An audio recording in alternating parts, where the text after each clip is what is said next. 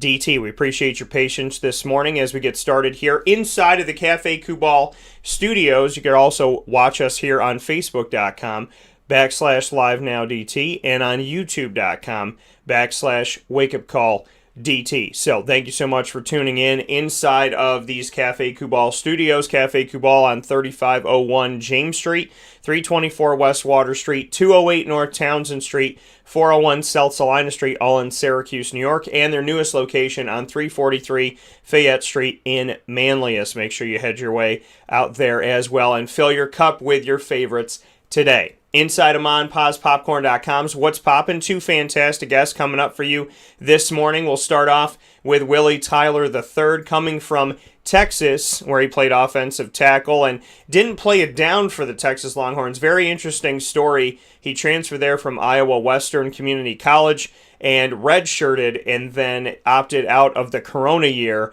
and is now coming to Syracuse. So Willie Tyler III will tell us his story as he gets set to help out the offensive line on the Syracuse Orange, which has struggled the last couple seasons. And then in hour number 2, we'll be joined by Symir Torrence, who is returning home to Syracuse after growing up here. His brother Syracuse Torrence playing football at CBA. Symir Torrence will be coming through the Marquette Golden Eagles. So plenty of great stuff coming up as Willie Tyler III and Symir Torrence are joining the Syracuse Orange for football and basketball, respectively. We'll take a step aside for a fast break. When we come back, you'll hear from Willie Tyler III on his story. Don't miss a moment as these two gentlemen tell their journey to Syracuse right after this on Wake Up Call with Dan Tortora, where sports meets life inside of the Cafe Kubal studios.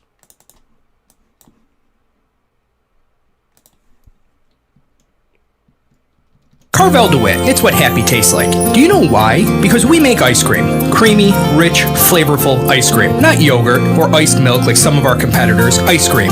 Fresh, by hand, daily. For the calorie conscious, we have something new for you. Our new Carvelite. Same great flavor, creaminess, and texture of our regular ice cream with only 35 calories an ounce. So whether you want an ice cream cake, flying saucer, dasher, carvalanche, hard or soft ice cream, we will satisfy your craving with our fresh, handmade regular or new Carvelite ice cream. Carvel DeWitt. It's what happy tastes like.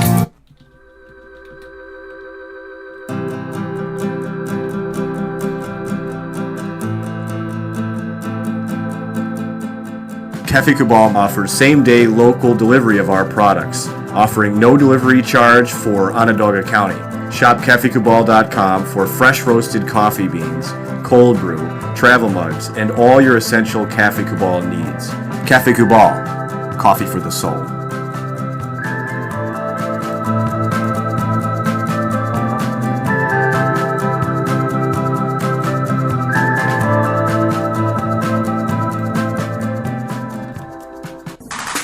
The Wildcat Sports Pub in Camillus, New York is located on 3680 Milton Avenue in the Home Depot Plaza. It is your family-friendly sports bar and restaurant. Folks, some sports bars aren't family-friendly. Some family-friendly restaurants are not sports bars. The Wildcat Sports Pub in Camillus, New York is proud to be both. It is that marriage that you've been looking for years. The Wildcat Sports Pub is your home base for your sports bar and restaurant needs, games for the kids, indoor and outdoor activities, and enough things on the menu to come back every single week and get to try something new.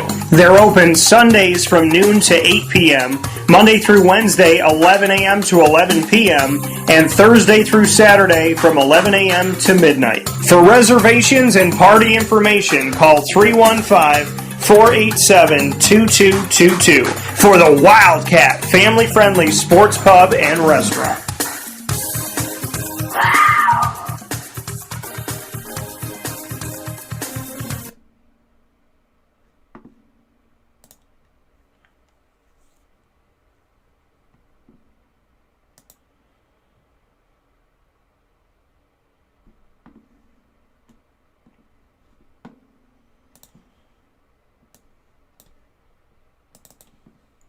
Welcome back here to Wake Up Call with Dan Tortora on wakeupcalldt.com, your one-stop sports shop, and on mixlr.com/wakeupcalldt, both where you're streaming live internet radio across the world, as well as live internet streaming video on facebook.com/livenowdt and on youtube.com/wakeupcalldt. We're here this morning to start off this week with Willie Tyler III, and very happy to have Willie here on the show with us, transferring from the University of Texas to Syracuse University to play on the offensive line for the team, and before going to Texas was at Iowa Western Community College as well. Let's bring the man in. Willie, how you doing today?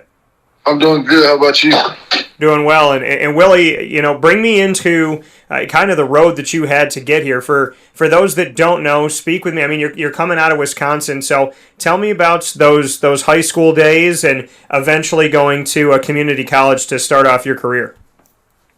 Well, Racine, Wisconsin. I went to a small private school, and then fortunate enough, Iowa Western Community College, they reached out to me. Then I switched from D-line to offensive line once I got there. Played the spring there, played a season, and then graduated the next spring. So I was there for a total of 3 semesters, and then transferred to Texas, redshirted, and then opted out this past year due to COVID. And then now I'm transferring to Syracuse. So let's go back to the beginning. Where did football kind of come into your life? When did you fall in love with the game and start playing the game? I honestly, probably the youngest I can play at maybe 6 years old, if that's the youngest you can play. I was always one of the biggest kids my age and my grade. So my dad, we always played sports. It was basketball and football. After I kind of started figuring out what I really liked, but then it just kind of stuck with football, honestly. But yeah, since I was young, since I can remember. And for you, like you said, right from the beginning, as young as you could play is when you started playing. Why? What brought you in at such a young age? What made you, fall in love with it when you were really, really young? And was it somebody in the family that kind of pushed for you to do it? Was it just something that was just in your blood? I mean, what made you get onto the football field as young as you did? Honestly, I think it's just my parents, they threw me in every sport that I could, and then just seeing what I liked. I was in soccer, baseball, and then basketball and football. So once I kind of got to an age where I could, I guess, voice my opinion, or they asked what sports did I like, it just went down to basketball and football. So that's kind of why. My mom, she played sports in high school. My dad did too. So I think it was just really running in the family. So for you, share with everybody mom and dad's name and what did they play when they were in school? My mom's name is Maureen. She played tennis in high school. And my dad's name is Willie. He played basketball and football in high school, and then also middle school, basketball, football. So for you to have that in your family and that connection in your family to see you be able to go collegiately and play, what has it meant to your dad Willie and your mom Maureen to see you advance through high school and into a situation, playing in the quote-unquote Power 5, playing now inside of the ACC with Syracuse? What does it mean to them to see you get this far? They're happy. They tell me all the time, so proud of me. When I told them I was committed, they was happy. I actually announced Syracuse on my dad's birthday, so it was super good for him. He always wants the best for me. Go to him advice about sports all the time. So, I mean, not many people make it out of Racine, Wisconsin. So just for me to, I guess, go a different path and show people that you can, make it out of a small town, everybody's happy. Yeah, and for you to be able to do this is incredible. I mean, and I think it it doesn't get talked about enough how difficult it is. Willie, what adversity do you feel like you went through, either in school or on the football field or at home or whatever it may be? What challenges have you had to get to where you are today? I would say kind of being overlooked. And, like school-wise, I would say in high school, it wasn't really clicking for me. I don't know. I just thought something magic would happen, or small city, so nobody would reach out. So I was just kind of like lackadaisical in school and stuff like that. But then, obviously, once Iowa Western reached out, it kind of clicked for me, and then switched it over. So yeah, that's kind of really where I feel like was the biggest problem for me. So you felt like you were overlooked. Do you feel the love more now? I mean, do you feel like you were overlooked still when you were at Texas? Does it feel different now at Syracuse? Do you still feel overlooked? I mean, how would you look at it now? I wouldn't say I was overlooked at Texas, or like I feel overlooked going into Syracuse. I feel like everybody recruits you for a reason. You have a purpose in the offense, whether it plays out like that or not. It's just kind of the hand that is dealt. That's kind of really it. I don't really try to think of it like that anymore. Just playing my best hand. That coming from Willie Tyler III, hanging out here with us on Wake Up Call with Dan Tortora inside of the Cafe Kubal studios, transferring into Syracuse from Texas. Willie, it's been an interesting career for you collegiately in the fact that you did not play at Texas despite going to Texas. So speak with me on your experience there at Texas. The fact that you played a season at Iowa Western Community College, and you helped them to a 10-1 overall record, including a win in the Graphic Edge Bowl. So, you had that experience, and then you go over to Texas to play your sophomore season, you redshirt, and then last year you decided not to play due to COVID. So bring me into what you took away from Texas in a very unique situation where you didn't play a down in a game, yet you were there for a couple seasons. Honestly, the biggest thing to take away that I may have played into me redshirt in my first year was just the weight room, how big that is. I've always kind of just went off of natural strength. The weight room is a big part, though. I learned a lot of my time there, from development-wise to seeing the game, seeing coverages, seeing defense, seeing how fast the game can go, how slow it can go, how hard times can get, whether you're on or off the field. Building relationships.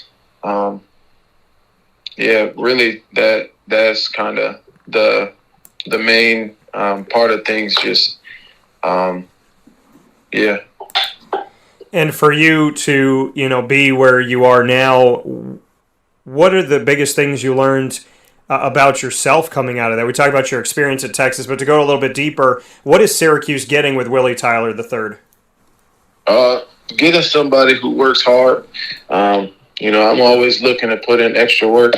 I already talked to Coach Smith about it before I even committed, that once I get there, I really want to get to it, learn the offense, work on the things I have to work on. A good guy, great guy. I feel like I build great relationships in whatever room I'm in. I don't have any problems with anybody. And then somebody who's going to try to bring, the most I can bring. If it's wins, helping recruit players in, bowl rings, whatever I can, I'm here for it. So for you to have so much time away from football as far as playing it down, what does that do, in your opinion? How does that affect things? Do you think you have an advantage in the sense that you haven't played in the last couple of years? Is it a disadvantage for you? I know you talked about the weight room in Texas, which had to do with redshirting, but What can you say advantage, disadvantage wise that Syracuse is getting a player that didn't play the last couple seasons? I feel like the biggest advantage is I may be hungrier than most. I can't wait to get back on the field or even around a team setting, because including opting out, you just miss all of those things. It kind of reminds you how much you love football, because you don't get to, I would say you don't really get to think about it when you're going through, fall camp season, off-season workouts, bowl prep, and all these different things. And you kind of, I wouldn't say you go through the motions, but it's repetitive. So you don't always think like, okay, dang, I mean, you know that you really love football, but you don't really get to realize it until you sit down and you're watching your team play on TV without you. It's kind of, it hurts different, but it also adds fuel to the fire. So I would say somebody who's the advantage is just, I'm super hungry to get on the field. I can't wait to get back. For you, being off the field the last couple of seasons, like you said, just making you hungry, and you feel like that can be an advantage for you. Why, I know you talked a little bit about opting out. Why ultimately, during the COVID year, did you feel like it was the right decision personally for you to opt out? Well, I had got quarantined, so we came back and we started workouts, I think like mid-June. And I got quarantined 2 times, and I got super sick, and they didn't know whether it was COVID or not, because I didn't test positive. I just had some symptoms, but it was just like, body aches. And then they said it may have been like a stomach virus. And then through that time, I was just talking to my mom. She's a nurse practitioner, and she's around COVID daily. And just after talking to her and really just weighing my options on my own, I just thought it was my best interest to opt out. I didn't even think it was going to be a season. So obviously I was wrong there, but yeah. Hindsight 2020, speaking here with Willie Tyler III, coming from Texas to Syracuse and helping out on the offensive line here on Wake Up Call with Dan Tortora as we have this conversation inside of the Cafe Kubal studios. Willie, for you, hindsight 2020, right decision, wrong decision? What do you think about the fact, like you said, you didn't think there would be a season, and then there ended up being one. So hindsight 2020, what are your thoughts on the fact that you opted out? I still feel like it was the right decision. I haven't had COVID yet, so I'm gonna look into getting the COVID shot. But I think it was the right decision still. And for you to watch your team go forward, I mean, did it feel like you were ever at Texas? I mean, is it surreal? Is it strange? Because, like we were talking about before, it's such a unique situation that you transferred to Texas, but you never played an actual down at Texas. So how does that feel for you, kind of like mentally, emotionally, in your game-wise and whatnot, that you went to a school for a couple of years but didn't play the game, on the field itself? Is it a strange memory? Does it feel like you were even there? How do you see it? I mean, it is kind of a strange memory, but I took a lot from it, so I wouldn't downplay it by any means. Even practice is, it's very high intense. So I took a lot from it.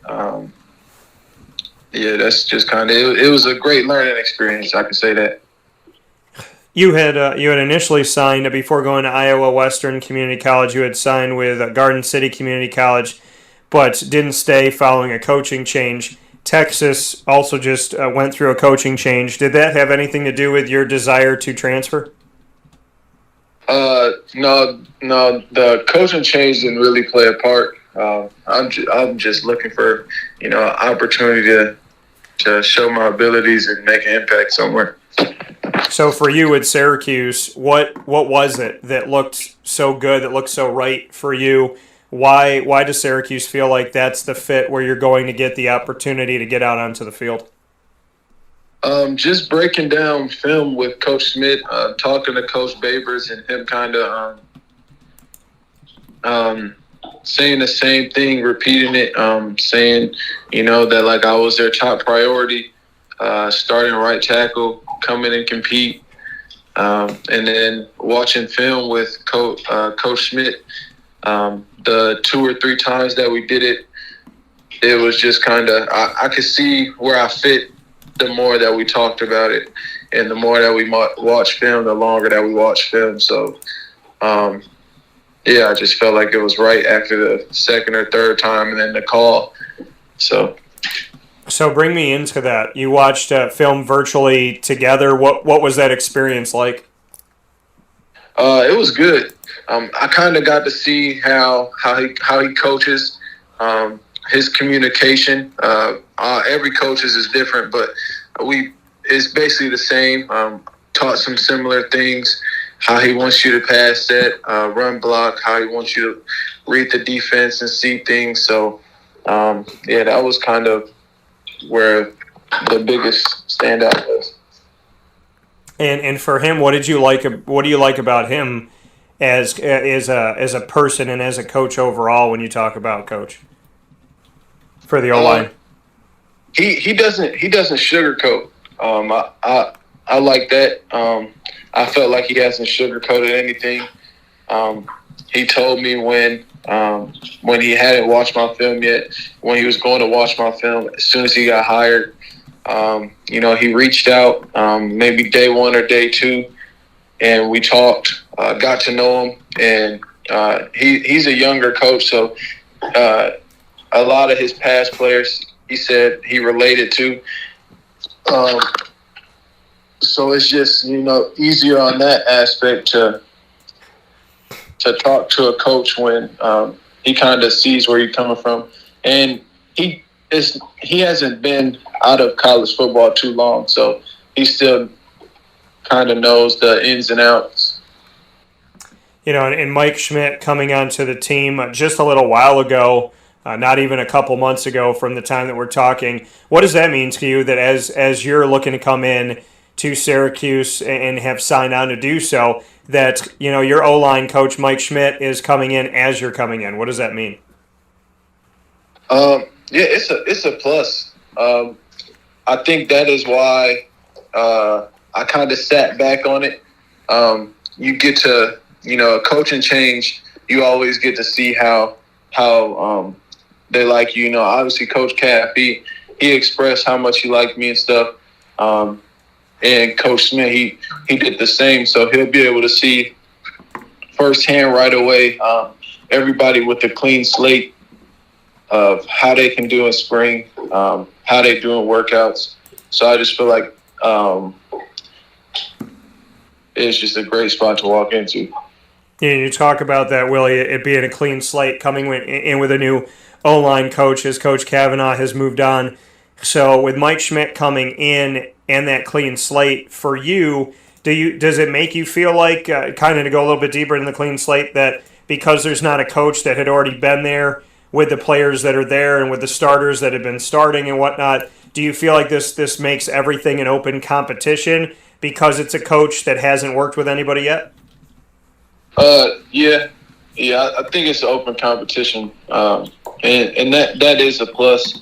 I wasn't thinking about it much with Coach Cav, because they both say the best 5 will play. They want to turn around from last year, so I just feel like I can benefit the offensive line there. Speaking here with Willie Tyler, the third, coming from Texas to Syracuse, and here with us on Wake Up Call with Dan Tortora inside of the Cafe Kubal studios. Willie, for you on the defensive side of the ball, in high school you played predominantly as a defensive lineman, and then eventually got switched to offensive line as we've moved through your college time here. What can you tell me about switching from D-line to O-line? What was your biggest obstacle or obstacles making that switch? I would say making it. I didn't want to make the switch.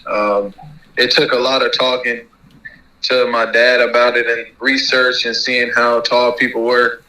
on the offensive line versus, defensive line. It's not too many 6'7" guys out there that's playing defensive tackle. They more switch to offensive tackle. So I feel like that was one of the biggest obstacles. And then I guess just learning the game, learning the footwork. When I first started, my pass sets were pretty bad, and I go back and I see that film sometimes, and it's just like, okay, yeah, I actually put this out. It's just kind of crazy to see how far I've came. So that was kind of the biggest obstacle. Learning the offensive tackle game, really gameplay, and then making the transition.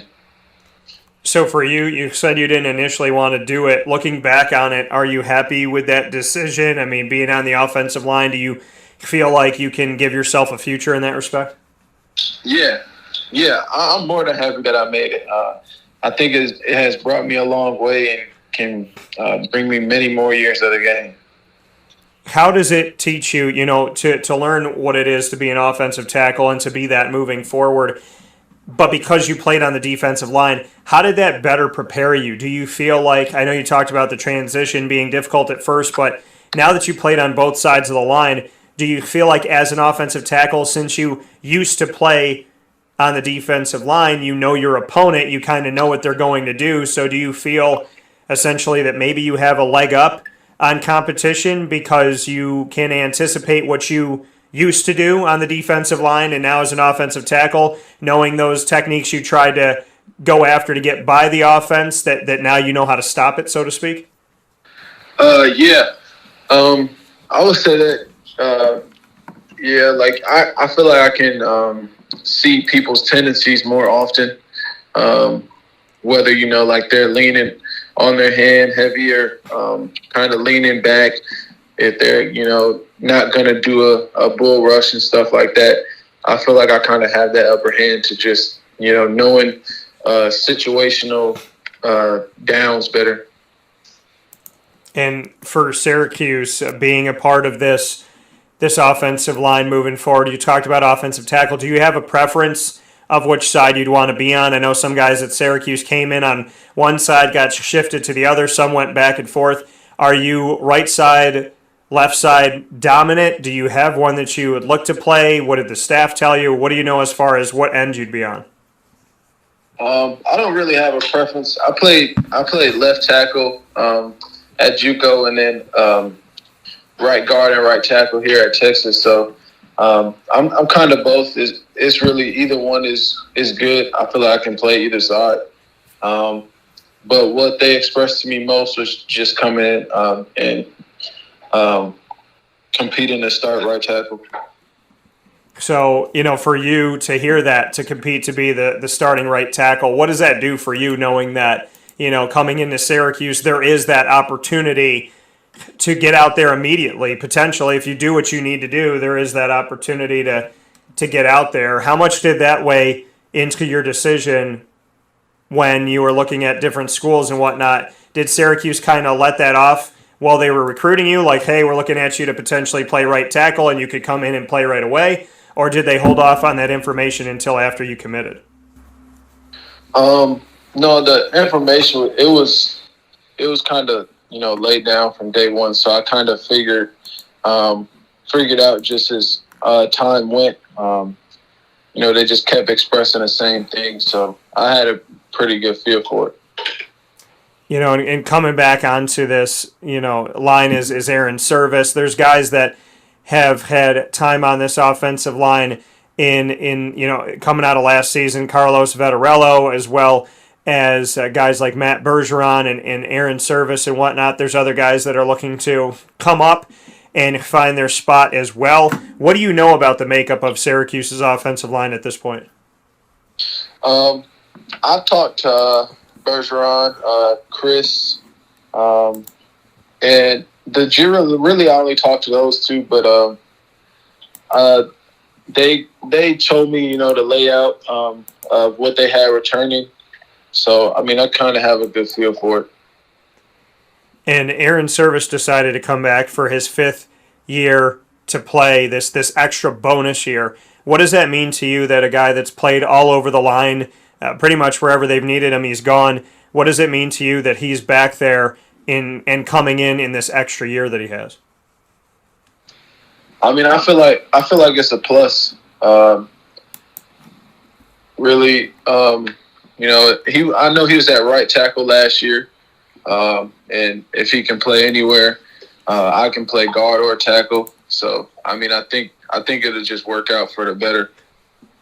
And Willie, for you, what are you working on the most right now? What are some of those things that you learned at Texas that you could really improve on? What's kind of your focus as you get ready for this season with Syracuse?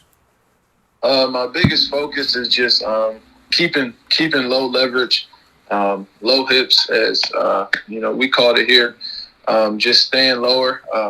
I work on being more explosive all the time, and just my technique. I mean, it's really nothing I can just say is just great. So I work on all those like weekly. And for you to be moving forward to Syracuse, what are you most excited about besides the team itself? How much do you know about the atmosphere? How much do you know about the community? Is there something else that's kind of like on your mind that you're excited for coming to Syracuse? I mean, I know about. I've seen the city somewhat, on a virtual visit. Some people that I know players that were at Syracuse and are still there. So I heard a lot of good things about it. I know it'll be different living on the East Coast, but yeah, that's kind of really it. I'm looking forward to the sports management communications program. Those are ranked really high, and that's what I'm going for. So I'm excited to see what that is about. But besides, really, school and the fans, they've been showing love since the start. So I'm excited to get in a dome and play in front of them, and then play football. This year has been such a unique year for all of us, Willie, to say the least. What did you learn the most about yourself during this very unique season and very unique year of a pandemic? What have you learned about yourself? Just how to be more of a self-starter.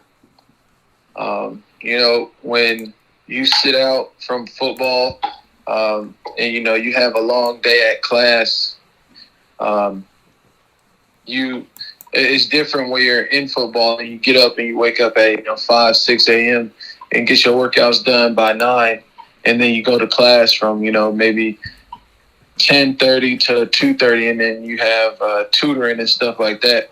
So I think when you take them early mornings out of it, and some days you want to sleep in and just go to class and then work out later, you kind of see where your motivation really is. So like after a long school day, you may want to just chill and go to sleep, maybe watch TV or something.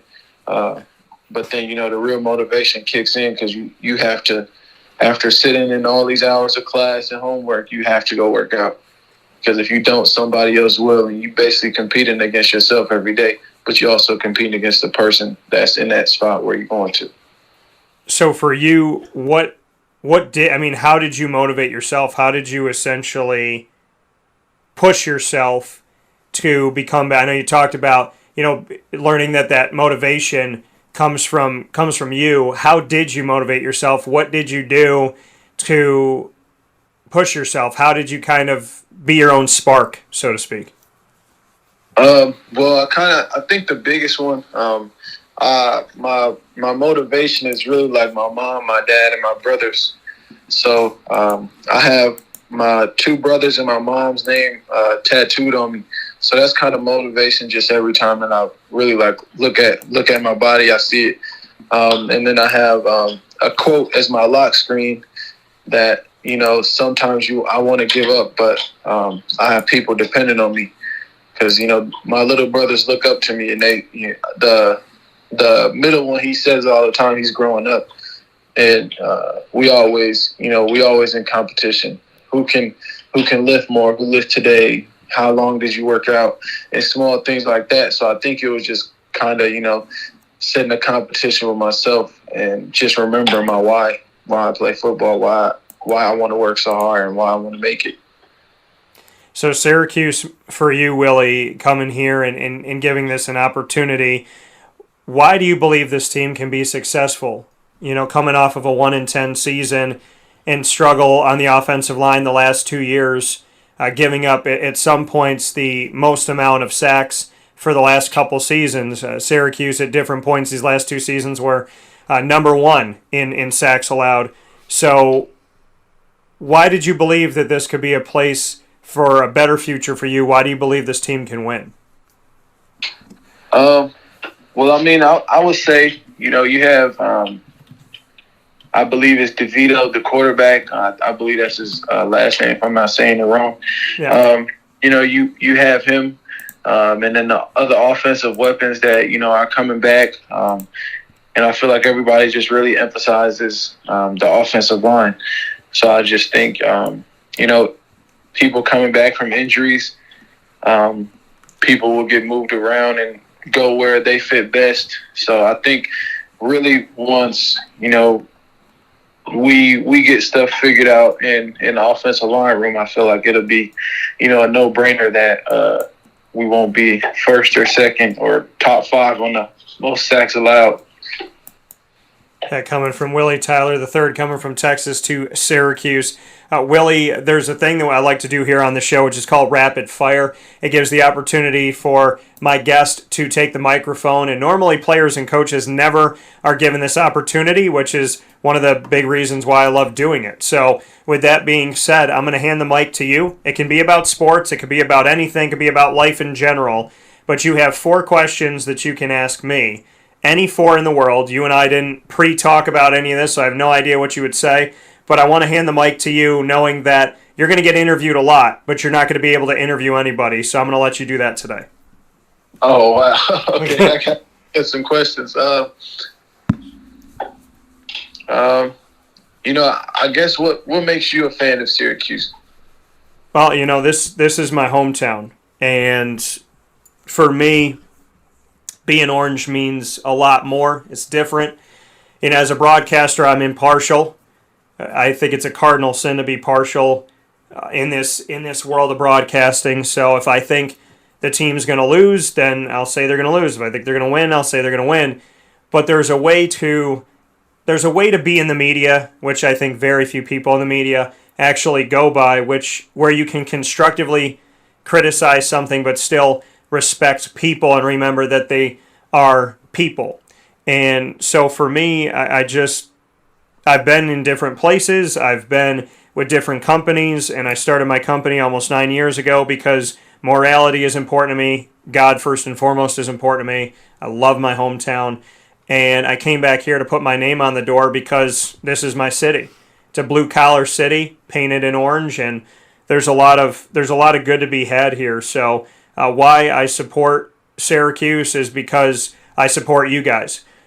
So it's because of you guys that I find the support and the love and the respect. And, the fact that I've gotten to connect with players and coaches from all different decades and they're always on the show, it just means the world to me that I could talk with Willie Tyler today and I could talk with you 10 years from now. So it's really the coaches and the players that make it special for me. Okay. Next question. I would say, what is the most exciting part about, being a Syracuse fan or, just watching Syracuse, since you've been growing up? Because I know, the hype around the dome and stuff like that, just playing at Syracuse is kind of, it's a name that you know. So, somebody who's followed it, their whole life. And being a fan, I would just say, what is kind of like the best part of Syracuse football? I would say it's when the dome gets full, and it's been a long time, and I want to see that change But I mean, growing up as a kid, that's what it was. It was filling the dome. I think the alumni need to be welcomed in there more. And I would love to see some pregame rituals with the alumni. It'd be awesome. But I mean, growing up for me, it was just it being packed. It was remembering the game where I sat behind the goalpost with my dad, and I think it was the Pittsburgh game, and I couldn't even hear him. He was talking right next to me, looking right at me, and it was muffled. It was almost like he was speaking through like a thick screen. And, you know, I miss those days. So I would love to see, and hopefully this pandemic taught people to appreciate it more, but I just want to see the dome packed. I want to see it loud. I want to see it vibrant. I don't want to be able to hear myself. You know, I just, those are probably, I mean, for football, that was the greatest thing, Willie, is that growing up as a kid, it was just so, like, the pride that people have had, and the fans that have kept that for decades, that have it today, still to this day, like, that's so beautiful. And I think that the only real fans that can call themselves fans are the fans that are there when you're 10-3 or 1-10. So I think to the true fans, pack the dome, baby, and make it for Willie what it was for me growing up. That would be my wish for you, my prayer for you, my hope for you, Willie, is that you get to experience the dome that I experienced growing up. Yeah. I'm waiting to see it too. I can't wait to, hear if it's going to be full capacity or not. I'm hoping it is, though. Hopefully, COVID is going in the right direction of kind of simmering down. Yeah. I guess that's kind of, I don't know, maybe that's the only two that I have. You got two. You got why support Syracuse and what's it like being a fan. There's nothing wrong with that. You can ask me life ones. You can ask me music, comedy, TV shows, movies, that type of stuff if you want to. If you want to end on the two Syracuse, that's totally up to you. Let me off the hot seat easy. Or if you want to know about music and whatnot, we could go there too. Okay, yeah, I got one more. Okay. I guess what is the best part of Syracuse, New York? I've heard some, I want to say it's like good chicken tenders. I forgot the name of the place. If it's the place you're thinking of, they're okay. They're not the best. There's better ones. There's better places.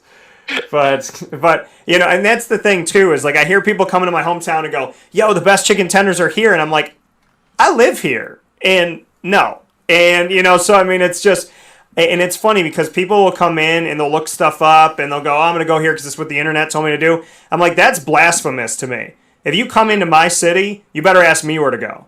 You better ask me what to do, what food to eat. Trust me, because I'm going to look out for you. I'm not going to let you down. And I know everybody's got different taste and style and whatnot, but I would think I know my city. So the best part of Syracuse, I would say, is the people. They're blue collar. They work their butts off. There are completely amazing human beings here, student athletes that get way underlooked, which is ridiculous because they're awesome. So I would think that we have some of the best unsung heroes that hopefully we start singing about. I think the business owners are incredible, and what they've done during this pandemic has been incredible. My parents are from here. My grandparents made their roots here. So, I would say the best thing about Syracuse is the people. It's the incredible resiliency and love and blue collar and passion and hard work and effort and enthusiasm and perseverance and dedication and faith of this community. I love this city, and I always go back to that line from Macklemore where it says, I got my city right behind me. If I fall, they got me.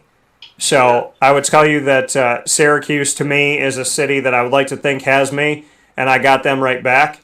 So I love Syracuse. I appreciate Syracuse, and it's got a huge place in my heart. I'm very proud to wear it on my chest, and, I would tell you that the best is yet to come, but there's a reason why I came back home to build my company. Okay, yeah, that's pretty positive. Yeah, man. So you're coming to a good place. We're gonna have some fun, and this is how I look at it. When we get through all this stuff in your plan, and obviously you and I'll talk, and we'll have a great time moving forward. When you're all finished up, and you and I can actually grab food together, we're going to go find some good chicken tenders is what we're going to do. So, Okay. So, all right, last question. yeah.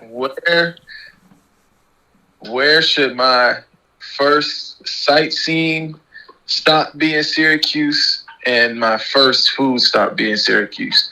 If I had to pick one place to go and see the best part, or a good mural, or just anything, the best sightseeing place in Syracuse or even around it, and the best food stop that I have to try my first time there. Yeah, man, I would tell you the best sites, man. If you like taking a walk and you just like on a beautiful day want to take a walk, going on Onondaga Lake Parkway is really beautiful, and it's right by the water. So I would tell you, and that's where they have lights on the lake during Christmas time. So I would tell you Onondaga Lake Parkway is a pretty beautiful place to go. I would say if you like hiking, then I would tell you to go to the Bluffs out in Oswego, which is a little bit outside of Syracuse. Ithaca is also pretty. Skinny Atlas has Skinny Atlas Falls, so if you like waterfalls, that's incredible. And I would tell you your first place to go to eat, man, this is super tough. So there's a lot of great places, and I love them all, and I work with some incredible people. So, man, I would tell you, if you had to go somewhere and you like, well, what are you looking for? Tell me what you want to have. Are you looking for like a sandwich? Honestly, anything. Yeah, just like, I guess, yeah, I could go for like like the best sandwich spot. Okay, I got one. Or like chicken tenders and stuff like that. All right, I'm going to tell you the best sandwich spot is Brooklyn Pickle. So you definitely got to go out to Brooklyn Pickle. They got a bunch of locations now, but I get the BP, so that's like their signature. So I would tell you the Brooklyn Pickle, because a whole sandwich is 2 sandwiches. It's like on long bread and it's cut in half, so it's like eating 2 sandwiches, and it's fantastic. So I would tell you the BP, and then, yeah, I would say Avicoli's. If you like veal, if you never had veal before, you should try it there. Margarita Pizza is really good there as well. I tell you at the Wildcat to get their Philly cheesesteak.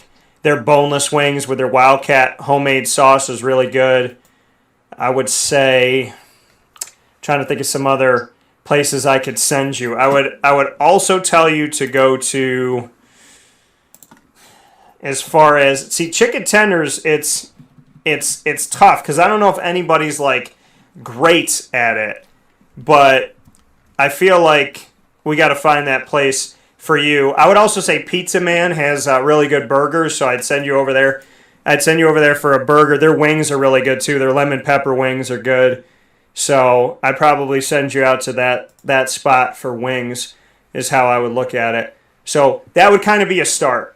So I get you covered with wings, get you covered with pizza, with a burger, with a sandwich. We'd be in a good place. And then Millhouse Market, which is out in Pulaski, that I always talk about on my show.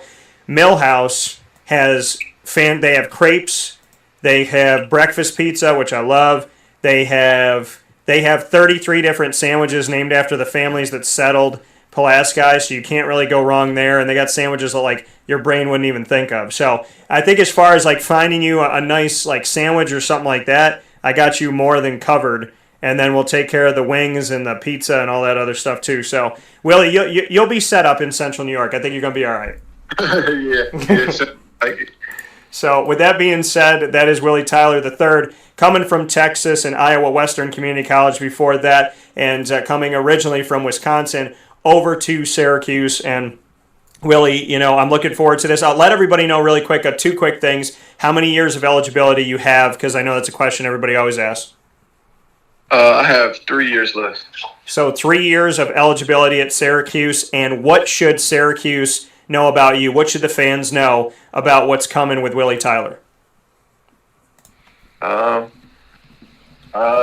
Really just a dog on the field, and a good, genuine guy. I'm nice off the field, but on the field is there's no rules besides the penalties. We stay away from those. I like that. On the field, there's no rules besides the penalties. I'm going to use that. So that coming from Willie Tyler III. Willie, I know it's the first time we talked, but this has truly been my honor and really been an awesome time for me. So I would definitely love to have you back on here soon.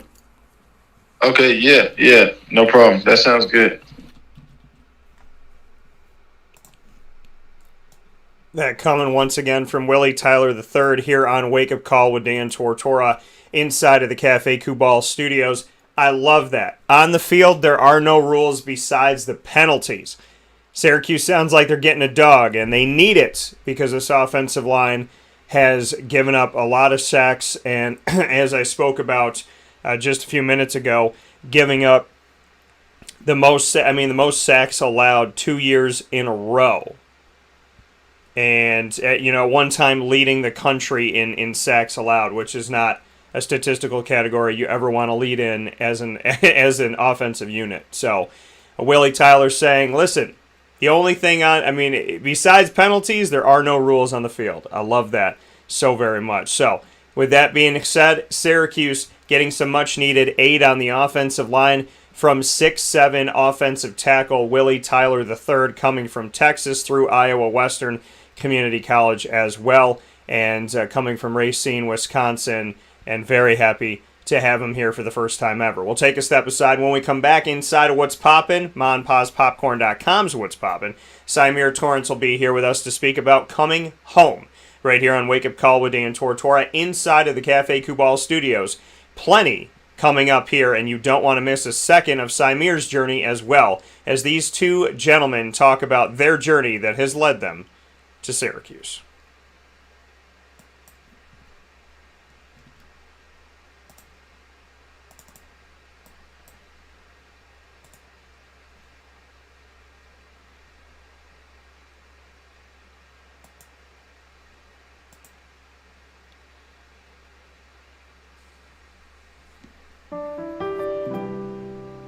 Avicoli's Restaurant, located right at the corner of Route 57 and Wetzel Road, is proud to be your local neighbor, growing with you for over 20 years. We're open 7 days a week for lunch, dinner, and drinks. For takeout, delivery, or catering, call us at 315-622-5100. When you order online and use our promo code AVS10, you will save 10% on your online purchase at myavicolis.com. And make sure to join us monthly for our live on-site broadcasts centered around Liverpool athletics. Avicoli's, your local, trusted neighbor right at the corner of Route 57 and Wetzel Road.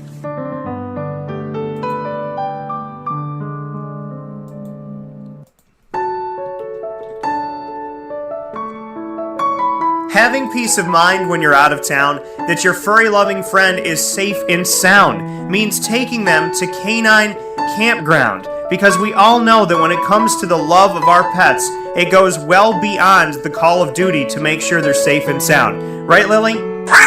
So take a ride to 242 Johnson Street in East Syracuse, New York, and see Canine Campground and where your dog will be staying, in the classic cabin, the executive cabin, the grand cabin, or of course the luxury cabin, because if you know Lily, you know she loves luxury. Now you don't have to wait to the last minute to find a family member or a friend that'll take your dog for a few days. Call Canine Campground at 315-299-4013. That's 315-299-4013. Their drop-off and pickup times are Monday through Sunday. Check K9campground.com for more information. That's the letter K, the number 9, and campground spelled with a K.com. K9campground.com. When you're going out of town, bring your dog to Canine Campground.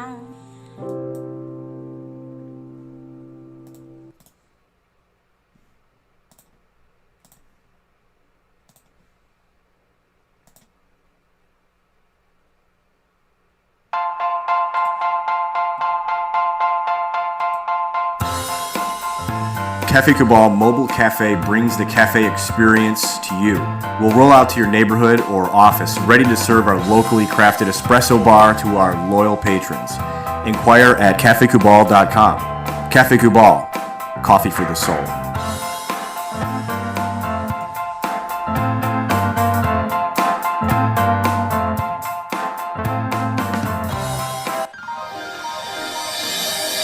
Ma and Pa's Kettle Corn and Popcorn Factory, located on 201 7th North Street in Liverpool, is home to over 40 flavors with more than 200 flavors in their total wheelhouse. Sky's the limit for this sweet and savory Central New York company. Keep it local at your parties, fundraisers, wedding showers, baby showers, and more by calling 315-450-MA-PA. That's 315-450-6272 for popcorn bars with custom flavors and colors at your upcoming event. Make sure to visit them on 201 7th North Street in Liverpool, New York. And for more information, go to maandpazsnacks.com. Ma and Pa's Kettle Corn and Popcorn Factory.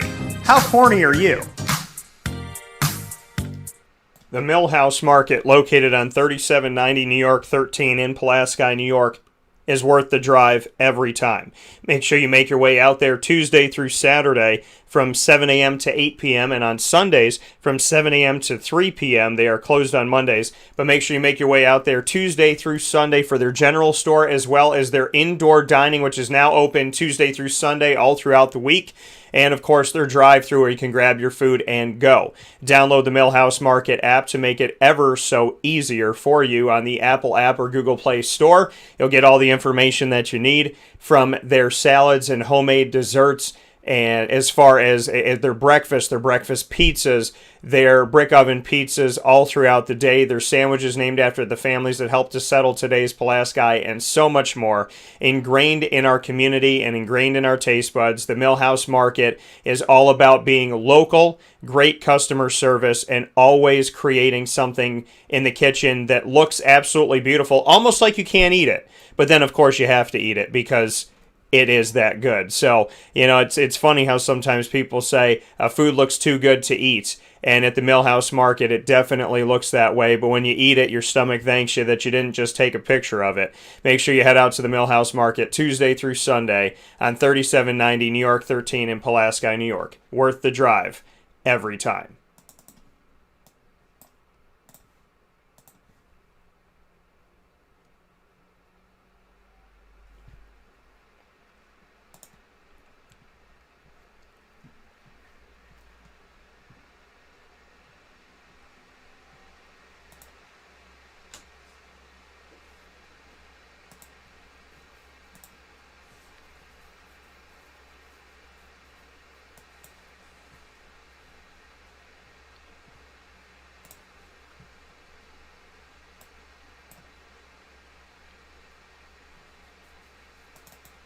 Welcome back here to Wake Up Call with Dan Tortora on wakeupcalldt.com, your one-stop sports shop, as well as on mixlr.com/wakeupcalldt, on youtube.com/wakeupcalldt, and on facebook.com/livenowdt, all inside of the Cafe Kubal studios.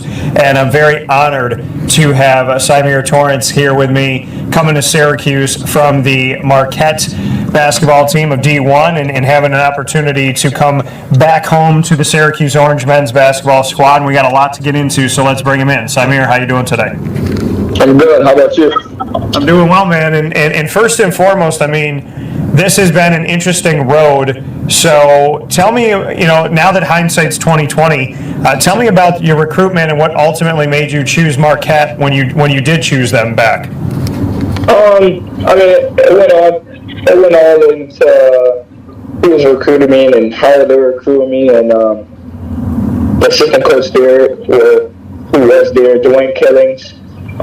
He was recruiting me for a long time, and he was first at UConn when he started recruiting me, and then he went to Marquette, and he never really lost touch, and that relationship just kept building on and on, and he just really told me that he wanted to be invested in me and only me, and I put my trust into him, and that relationship just really built on, and just when I got on my official visit, the players just made it more comfortable for me to come in and be like a younger brother to them. I just shout like 3 of the players out that were really like the mentors when I was on my official visits were Greg Elliott, Jamal Kane, and Theo John. I just look at those guys as 3 older brothers that I always have in my mind, that relationship is going to go further than basketball. I know whenever I contact them, they're going to pick up, and it's just going to be like a brotherly conversation. So, I mean, I appreciate those guys, and unless they've done for me ever since I was at Marquette. And to shout out those three gentlemen, what makes them so special that you really feel like that relationship will always be there? I mean, just the real conversations that they were having with me, and them being just outstanding in the conversation. So, I mean, when you first meet somebody, you have like the originally, hi, how are you doing, where you're from, and all that. But like when I met them, it was more than just the basketball talk and nice to meet you. It was more of a deeper conversation and what the team actually needs, and they kind of knew my game coming in when I came on the official visit, and that's really what stood out to me, is that the players actually kind of invest in who the coaches are recruiting and making sure that, okay, this guy can actually fit on our team. And that's what really stood out to me. So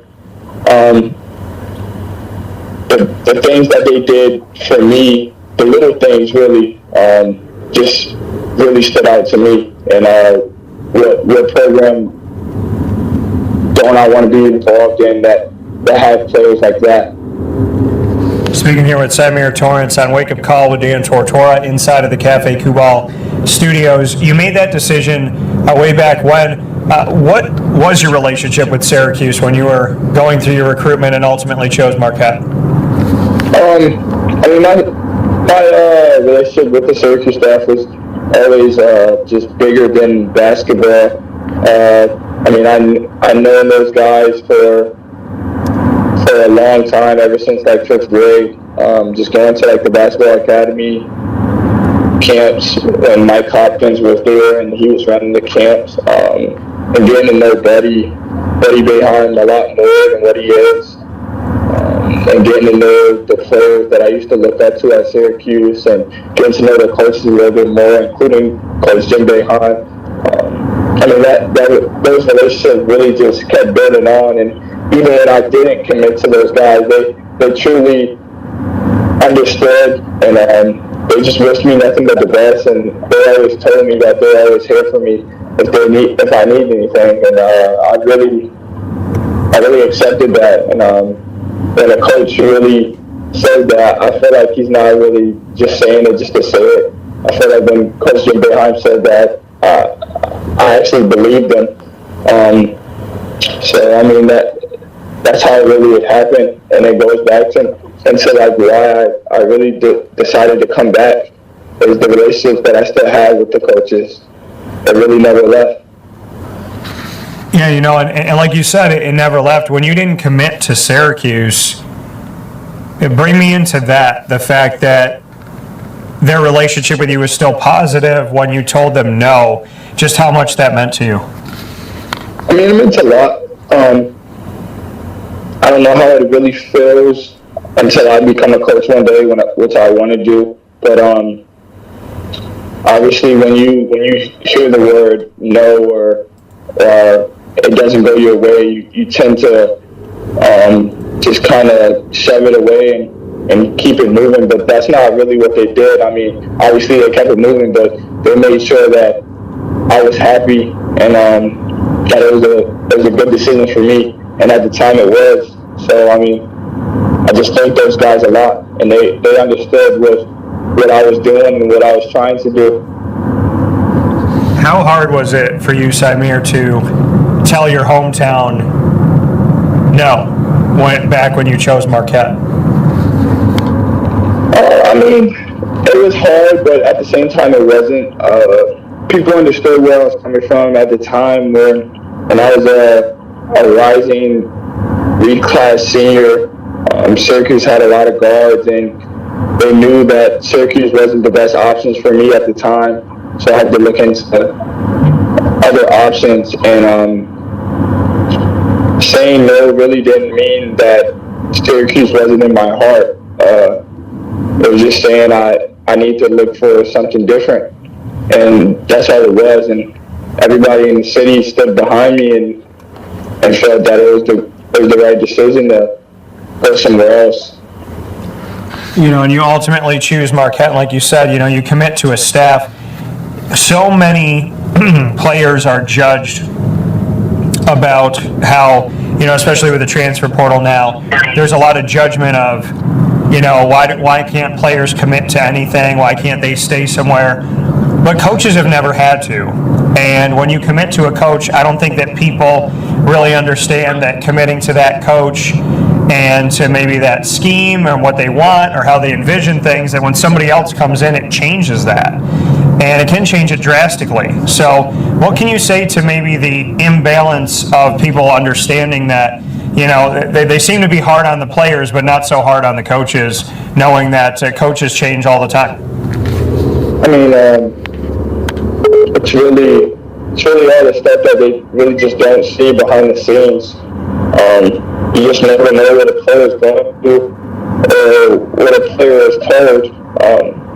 Coaches have the ability to tell a player or even promise a player something and to turn around the next day and not do it or not tell them. So I mean, there's a lot of players out there that's going through the same thing that I went through. And someday when I get older, I want to write a book on making sure when young men like me make these decisions, they're making these decisions based off of the right facts. I'm not saying my decision to go to Marquette was a bad decision, but I wish I would have thought about it more. I wish I would have went into more of the understanding of who the coaches are and what their system is like. I mean, I didn't have the 2 years that I wanted to have. Obviously, my first year, there was some veterans in front of me, and I understood that. But I definitely felt like the second year could have been my year. And obviously that didn't go well, but that didn't stop my attitude from encouraging the teammates that I love and just being there for them. But I just really want to say that, like, you really don't know what a player is going through behind the scenes and what he's told and really what goes on in practice. I can tell you now, like, there wasn't one practice of mine that I really wasn't the Symir that everybody knows, and that's what made it more frustrating than ever. How you give it your all every day in practice, and then the game comes around and you don't get the opportunity to show everybody that your work actually plays off. And I mean, it's hard. So, I mean, you don't feel like you were lied to, but you obviously, like you said, you want to write a book about the process and learning things. What was the biggest thing that you learned about the process that you could impart on somebody else when they're trying to make a decision? What are the things that you really feel like you took away from it, like hindsight 2020?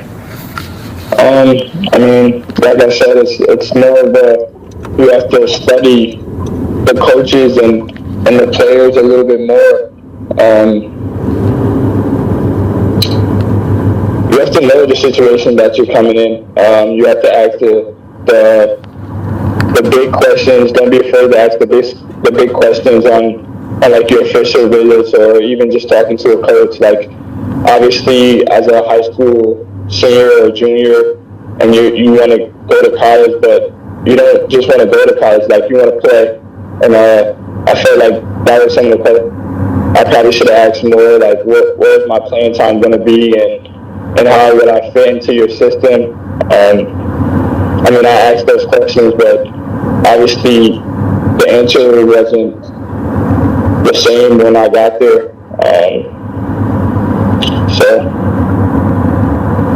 So you take what you learn from that. I mean, Marquette just going through a coaching change again with Shaka Smart coming in from Texas. Was there any part of you that wanted to see that through, or was your mind made up?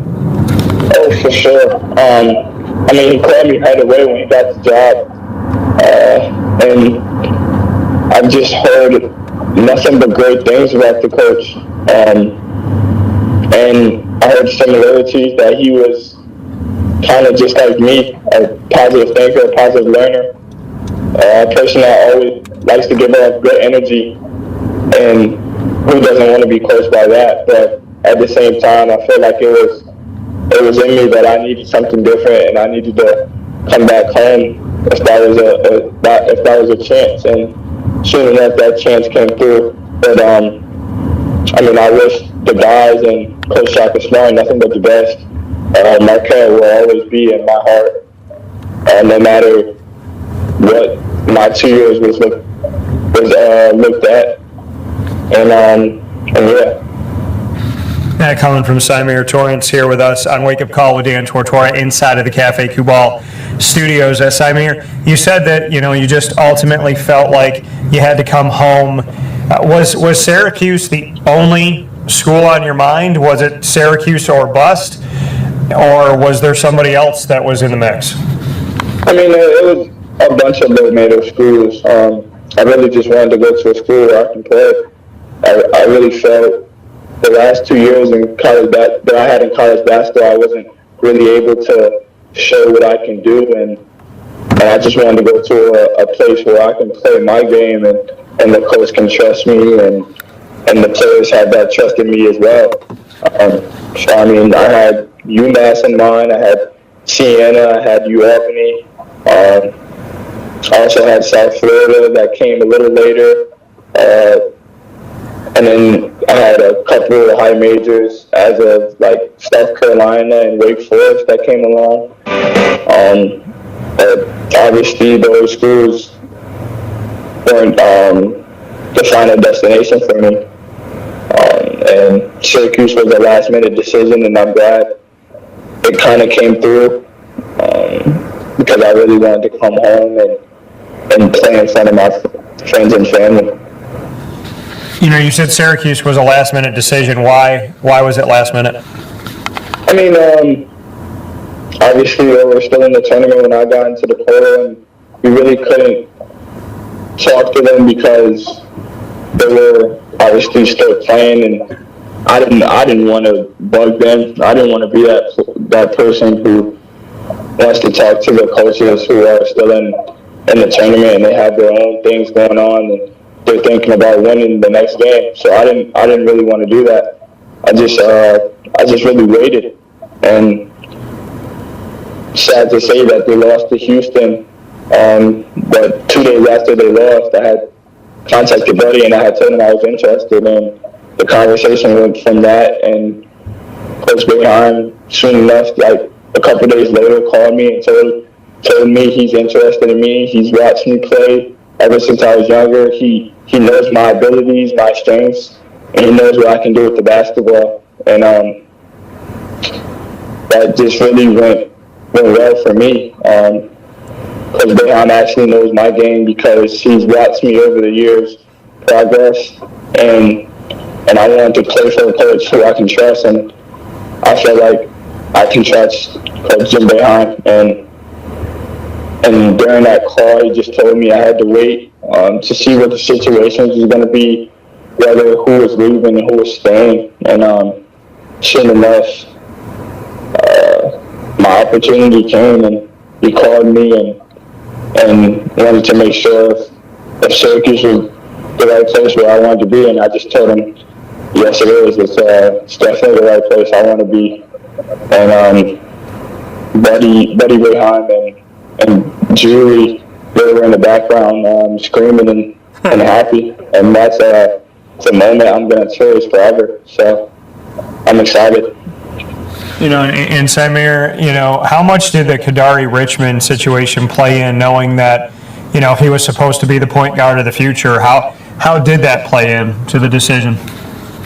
I mean, it was a big decision. Obviously, he was a freshman and he was very talented. I mean, I liked his game a lot, but it was really just based off of whether he was either going to stay or leave.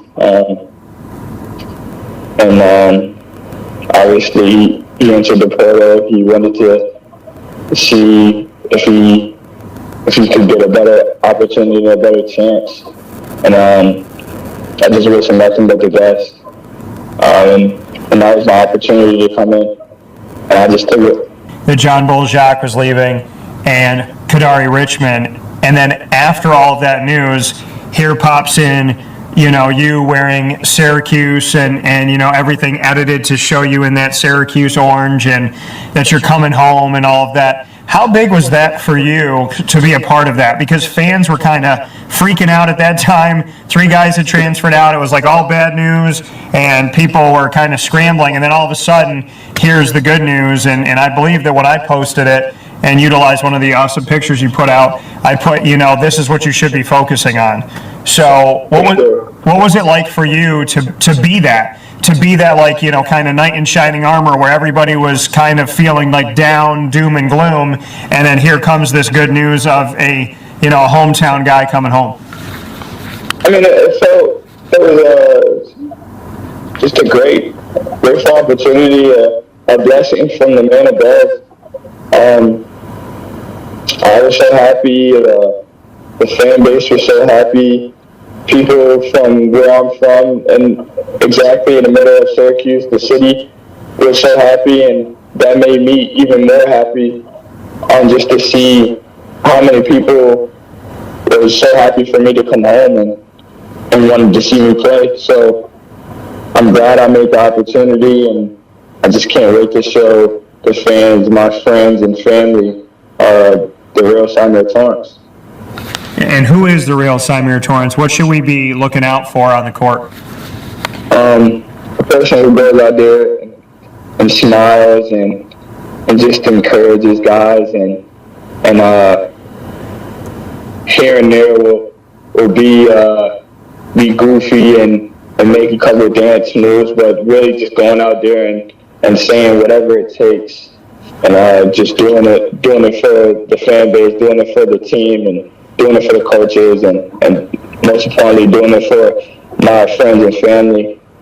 And at the end of the day, I want to do it for the man above for giving me this opportunity as well. You talk about that. You mentioned that a couple times, and I love that you give credit to where credit is due. Give it up to God, and because that's such a huge part of my life.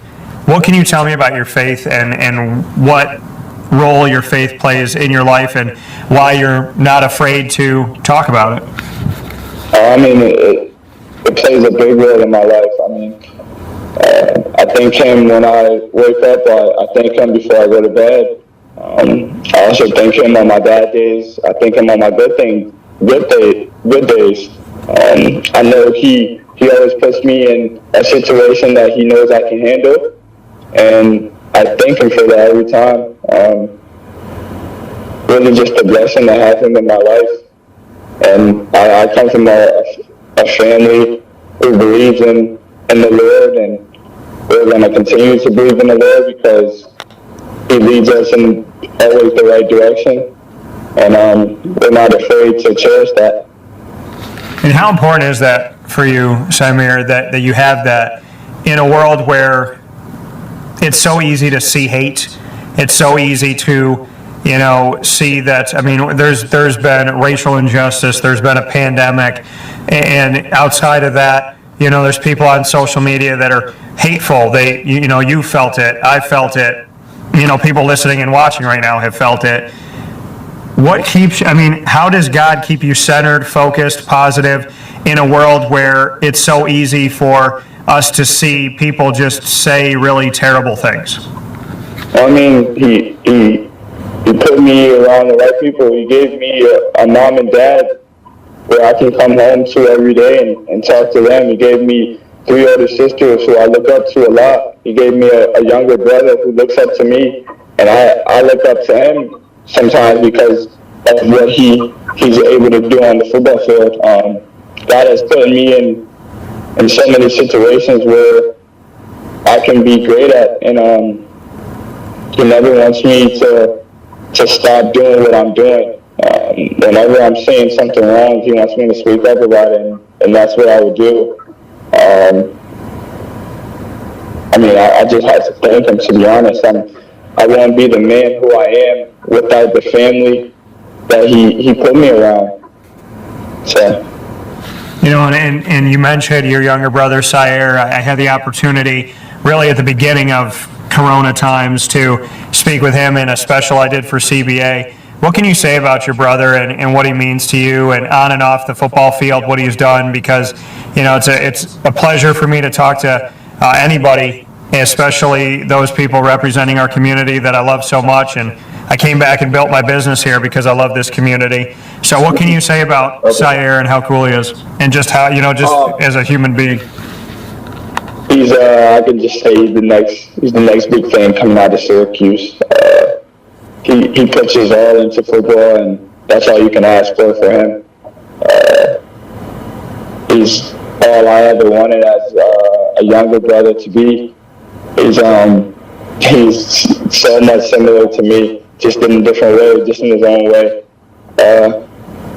He has tremendous talent. He just has a bright future, and I can't wait to see him grow every step of the way. Especially since I'm home now, I get to watch a lot of his games. So actually playing today against JV at 7, I can't wait to watch him play and do what he does. He's a great kid. I know everybody says every kid is a great kid, but he's really special. There's times where he's quiet, but he's gonna get out of his shell soon enough. He's really a younger, better me. He works hard in everything he does. He never wants to be wrong or just have that loser mentality. He always wants to win, and that's what I respect about him. Never wants to lose. He's always in competition with me, and I love it. So one day, hopefully, he can be a better version of me and a better version of himself. Awesome words coming to Syracuse from his older brother here, Symir. I don't want to leave your 3 older sisters out of it, so let's shout them out and tell me something special about each of them. Janasia, Jasmine, and Giovanna. They're the reason I started playing basketball, to be honest. They were in high school and I was in elementary or pre-K. Well, obviously, actually elementary. And just growing up watching them play basketball made me want to play basketball. Just being around them made me look at life a little different. How women actually get treated in life. And just knowing that I have them makes it better to see the world in a different way. Because I know males have a different way of seeing the world without a woman in his eyes. But I was fortunate to have 4 great women in my life. A little bit more because of their best friends, who I'm really close with, and I call sisters as well. But I'm just grateful to have my older sisters in my life because they're everything to me, and they're always there for me whenever I need them. And they're going to be really excited when I come back home and I start to play because they're truly my biggest fans. And that's incredible. I know you said 4 women, so we got to shout out mom and dad. So for those that don't know, I'll let shout out, mom and dad's names, as well as what makes your parents so special as they take care of all of you. My mom is my rock. Words can't explain how much she means to me. Every step of my journey, she's done anything and everything for me to become the man I am today. And that's driving everywhere that I needed to be, whether it was for a camp or for a game or even for like a one-day visit for a school. My mom did all that just for me. And she always told me she wanted me to be happy, and she never wanted me to see depression. So I really just gave all the credit to my mom. And for my dad, I'm really his twin. He means a lot to me. He's shown me a way to be a man that nobody else can show me. He's a person that never gives up on life. My story with him, he was really my best friend growing up. He had a corner store that he used to work at on South Salina Street, and I used to grow up in that store. I used to always be in that store after football practice, because I used to play football when I was younger, or after school or after basketball practice. I used to always be in the store, and I used to always want to be around him. And I want to say my 6th grade or 7th grade year, my dad sadly was taken away from me because of a situation that he was basically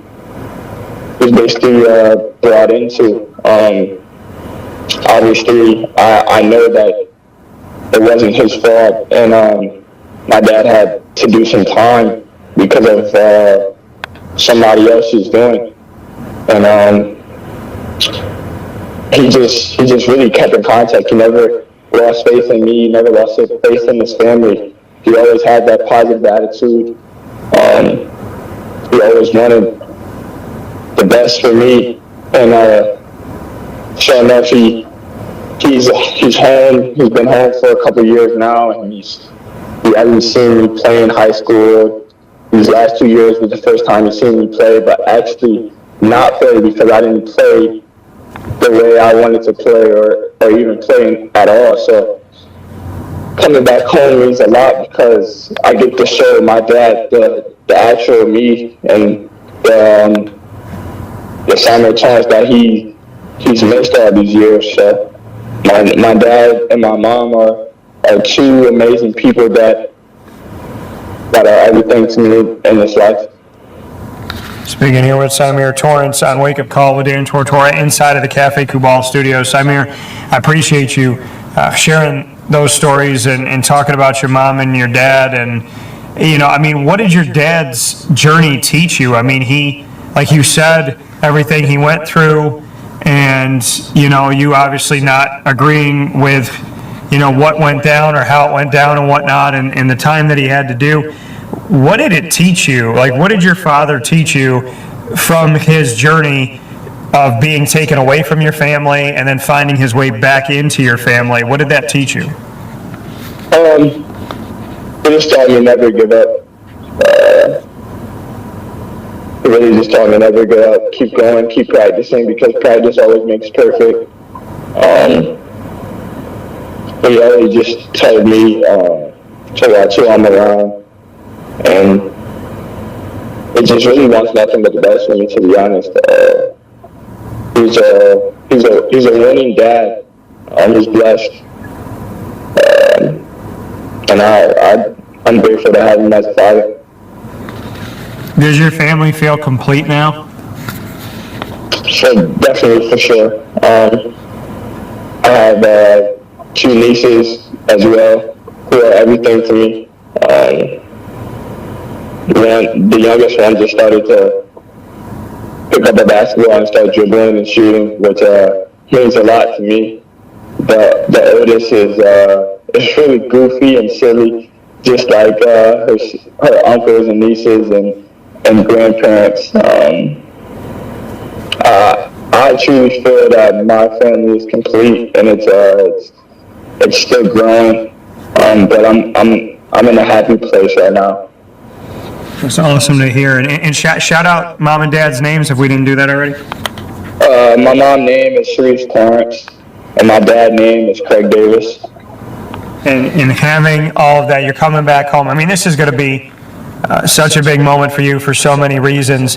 Putting on Syracuse orange, fill in the blank for me. Putting on orange means blank. What does it mean?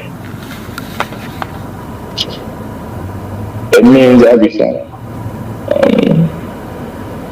I get to put on for my city.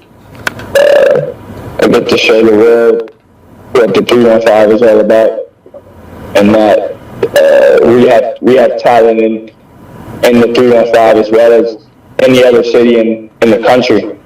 We can compete with anybody in the country at any sport because we come from a small city where we're used to not being looked at. So we have that chip on our shoulder where in our mind we can really be whatever we want to be, and that's what I want to be to the city. I want to be a role model, and for the younger kids that's looking up to me, to just tell them that dreams always come true as long as you put your mind and efforts to everything you want in life.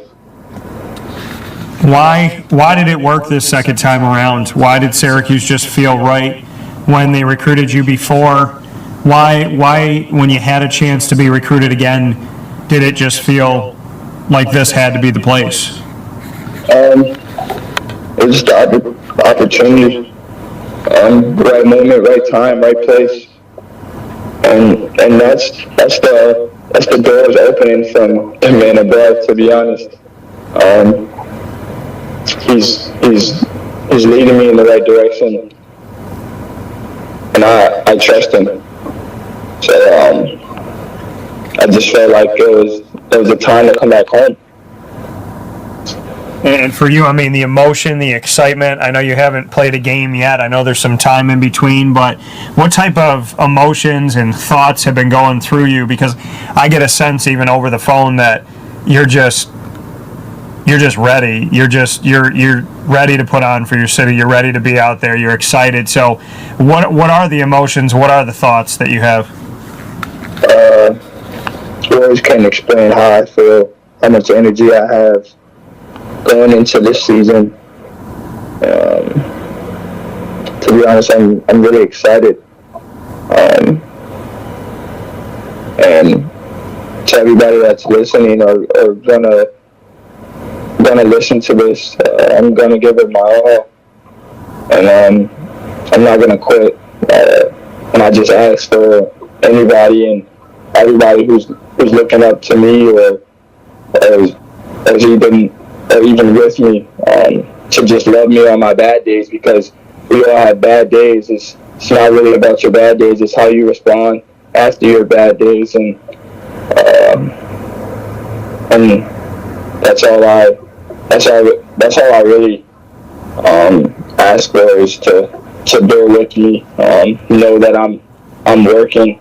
I'm not being that person who's not doing anything and is just hoping for something to come. I'm gonna be that kid who's gonna work hard for anything and everything I get. That's how I was raised, and that's how I'm still living to this day. And you have that, that, like you said, that work ethic and going out there and being excited. You're not asking for anything to be given to you. I love your words of be patient with me, because this world is so much of a microwave society. So for you, what did they tell you about coming in? I mean, Joe's been bringing up the ball at point. He's been the starter. So what do you know about the situation? What has the staff told you? I mean, I don't know a lot. To be honest, I'm not really worried about that. I really don't care where they put me, to be honest, because that's how much trust I have in these coaches. I know they're going to put me in the best situation that they can, and whether that's coming off the bench or starting, I'm going to do whatever it takes for Syracuse basketball to win. Doing whatever it takes. You come from the Big East, ironically, where Syracuse used to be, and you come out of Marquette. Cole Swider, who decided to transfer in, who was also recruited by Syracuse and the first time around didn't end up coming here, is coming out of Villanova. What are your thoughts on coming to Syracuse with Cole Swider, playing together after you just played against each other in the Big East? We just have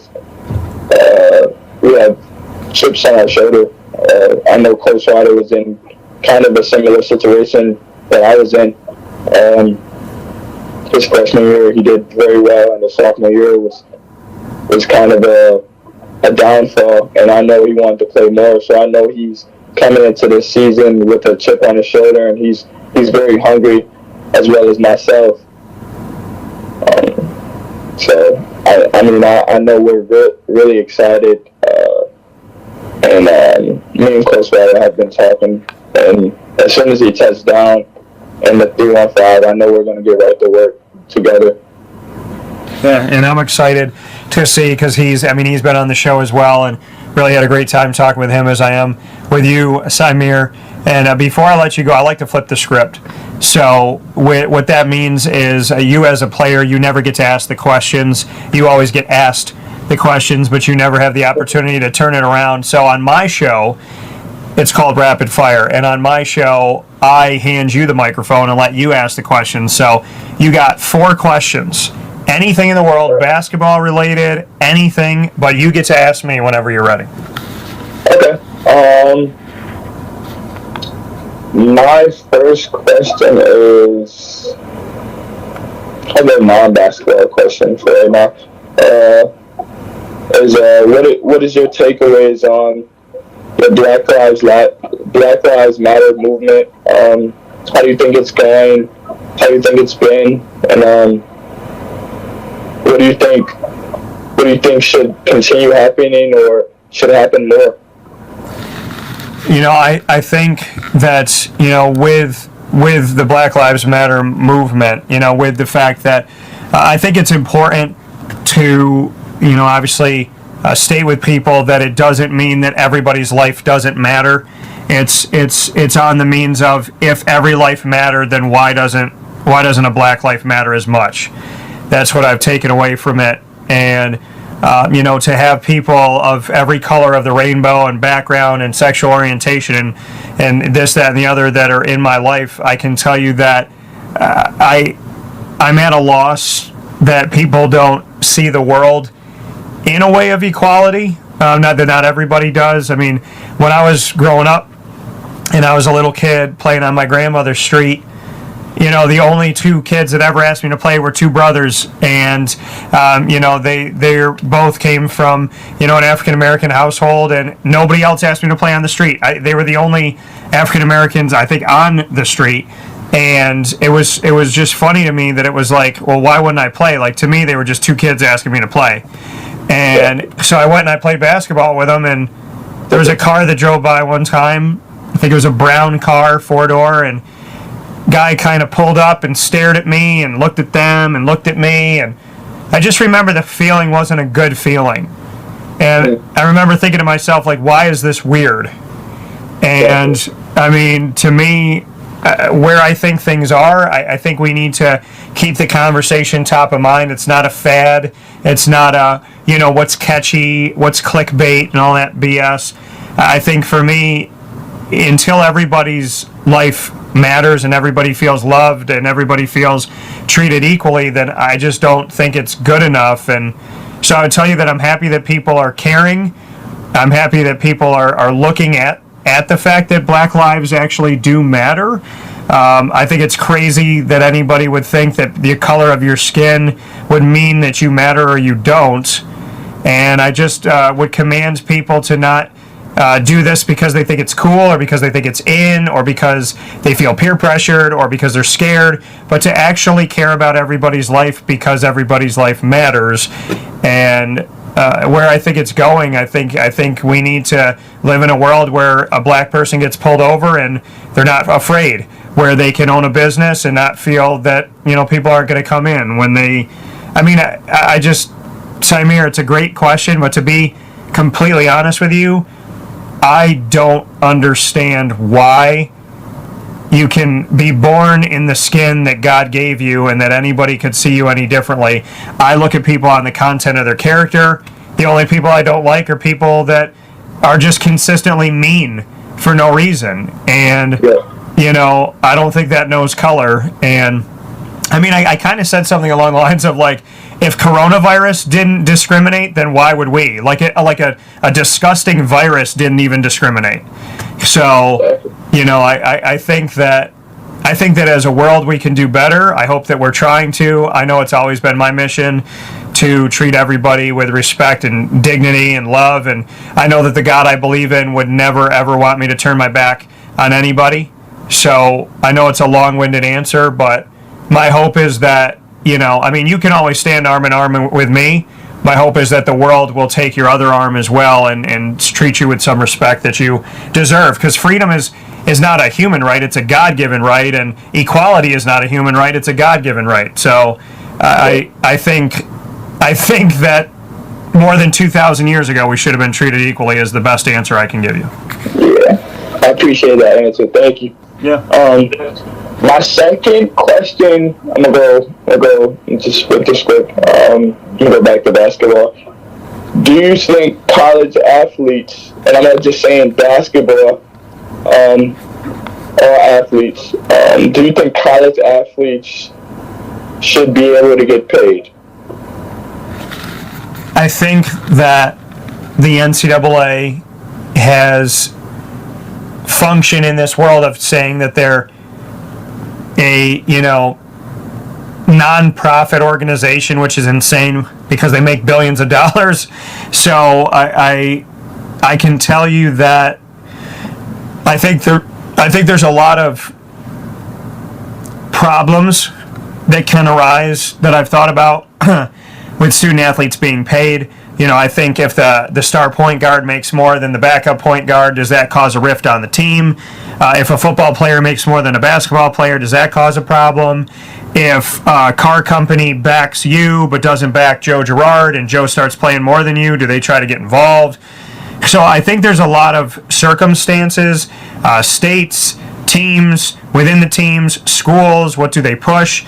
So there's a lot of issues that can come with it. With that being said, do I think that you deserve to capitalize on what the school and the NCAA has capitalized on forever? Absolutely, because they're making money off your back and you're getting nothing for it, and I consider that to be unfair, and the amount of players that are actually going to make it pro and get a chance to make money is so slim that it's already slim to be in the NCAA as a student athlete. It's more slim to be a pro athlete.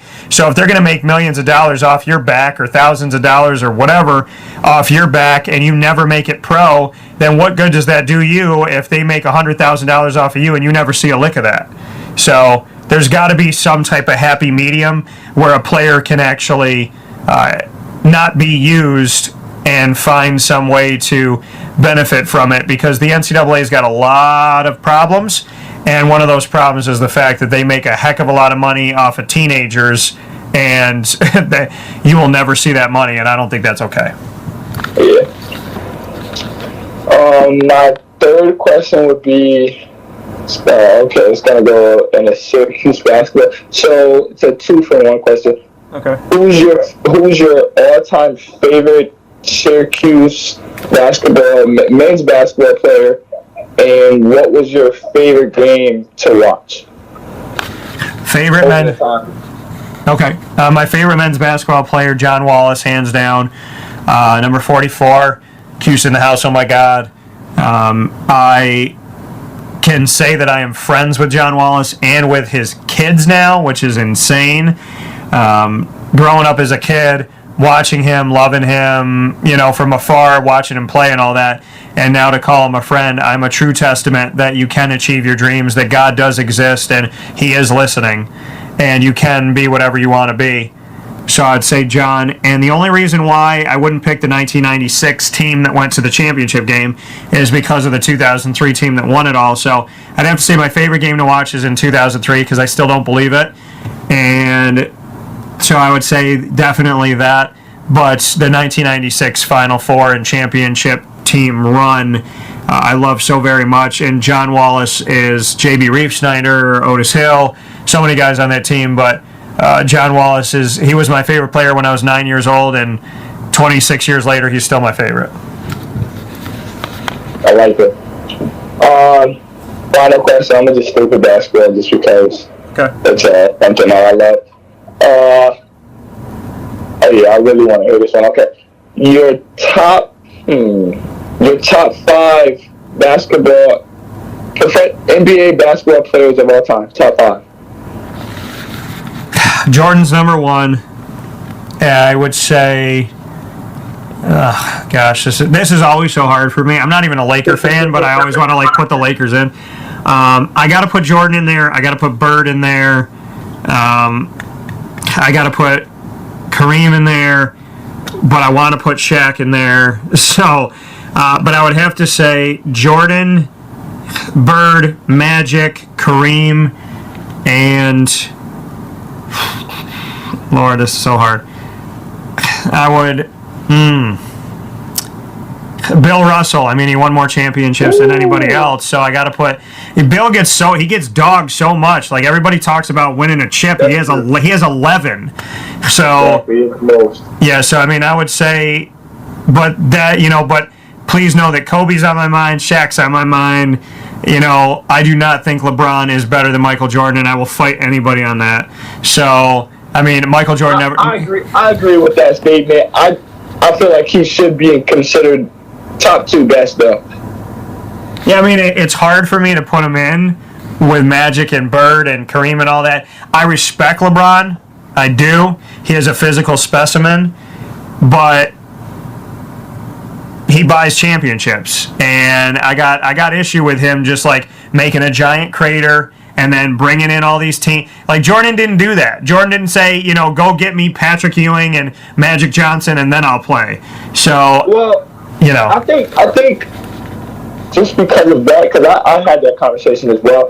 I don't think Jordan was able to do that. I think LeBron is just taking power of. He's basically being his own GM, which is kind of special. Yeah, he is. He is. I mean, I don't think Jordan would have done that if he was in that predicament. But I mean, man, you gotta look at the players that LeBron played with and who he played against.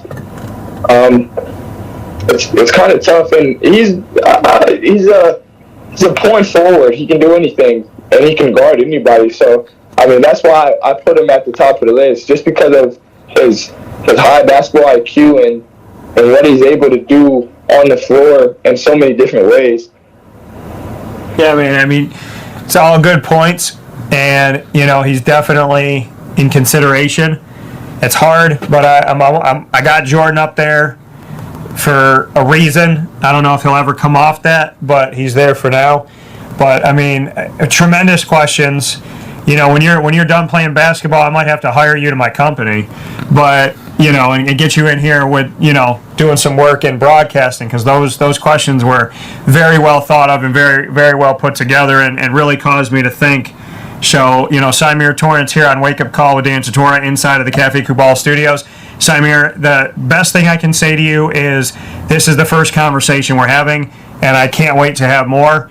And the worst thing I can say to you is anybody that plays Syracuse should be ready.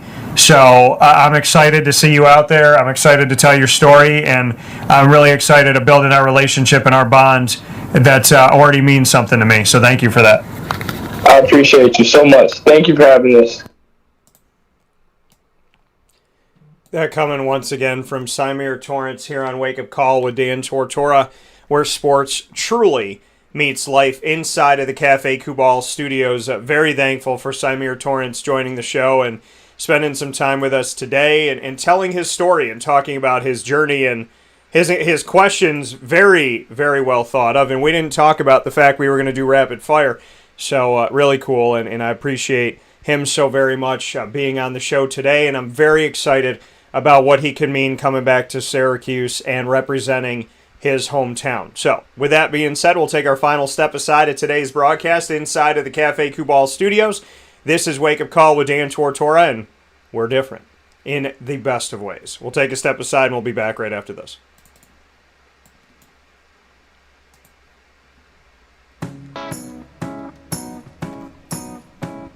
In these unique times, there are those in our community that give us a sense of normalcy and positivity. Pizza Man on 50 Oswego Street in Baldwinsville has been here for you for over 35 years and is here now.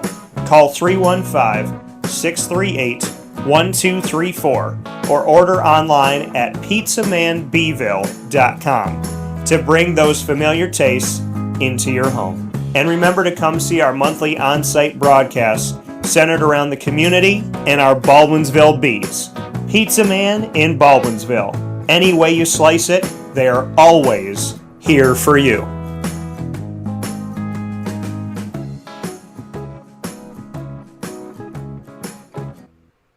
I'm George Townsend of Honda City with some good advice when buying a new car. The true cost of owning a new car is determined by the appraised value when you trade it. No vehicle appraises higher than a Honda. Next, look for low APRs and deep discounts. You also want low maintenance costs and great fuel economy. That's why my advice to you is to buy a new Honda. Looking pre-owned, visit our Honda Certified Used Car Center. Honda City, 7140 Henry Clay Boulevard, Liverpool, or HondaCity-CNY.com. It would be a pity if you don't shop at Honda City. This is Jimmer Sikowski, owner-operator of Chick-fil-A Cicero, 7916 Brewerton Road in Cicero, right in front of the Home Depot. I had a deep feeling that God wanted me to do something bigger with my life and to help people, help others. I kept putting Chick-fil-A in my life, and I realized as I was going through the franchise selection process that positively impacting the lives of others was really core to what we do here at Chick-fil-A. First of all, it starts with the food. The food is brought in fresh daily. We bring in local produce. We prepare to order in the kitchen. We hand bread our chicken. We hand spin our milkshakes. It's great food. It doesn't taste like fast food. I think the second thing is the way people feel when they come in a Chick-fil-A restaurant. It's different. We try to treat people with intentional kindness here, which is very different and deeper than good customer service. And so I think it feels remarkable for most people to come in a Chick-fil-A restaurant. And then lastly, the impact that we try to have in the community is very different. It's a big part of the expectation of every operator of a Chick-fil-A restaurant is that they're actively engaged in their community, they're a leader in the community, and they're making a difference. When they realize that what we're striving to do is to shine a little light in their life, that's a very, very different experience than you will have in any other quick service restaurant. And it's that remarkable experience that I think people will emotionally connect with.